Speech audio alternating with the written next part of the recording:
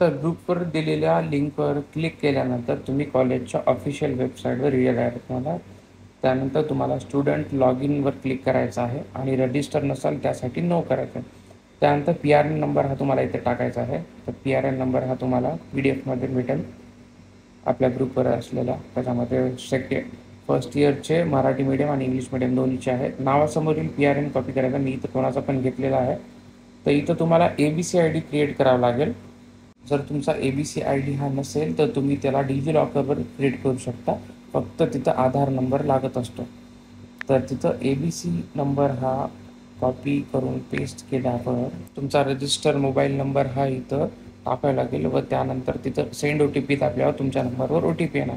त्यानंतर तुम्ही जेव्हा तिथं OTP टाकणार त्यानंतर तुम्हाला एक पेज येणार. त्या पेजवर तुम्हाला तुमचा करंट पासवर्ड, न्यू पासवर्ड आणि कन्फर्म पासवर्ड 3 ऑप्शन येणार. तर त्या करंट पासवर्डमध्ये तुम्हाला तुमची जन्म डेट टाकायची आहे या सिक्वेन्सने. जर तुमचा डेट ऑफ बर्थ असेल 10/10/2001 तर तुम्हाला तसंच टाकायचं आहे 10102001. त्यानंतर तुम्हाला न्यू पासवर्डमध्ये तुमचा आत्ताचा जो पण तुम्ही पासवर्ड क्रिएट करणार ते पासवर्ड तिथं तुम्हाला टाकायचं आहे. पासवर्ड क्रिएट झाल्यानंतर जेव्हा तुम्ही स्टुडंट लॉग इनवर क्लिक करणार त्यानंतर रजिस्टर असाल तर त्यासाठी यस दाबल्यानंतर तुम्हाला हा पेज येईल. तिथं तुमचा PRN नंबर टाकायचा आहे आणि त्यानंतर तुमचा जो पण पासवर्ड तुम्ही सेट केलेला आहे नवीन तो इथं टाकायचा आहे. त्यानंतर साइन इन झाल्यावर तुम्हाला या प्रकारे पेज दिसेल.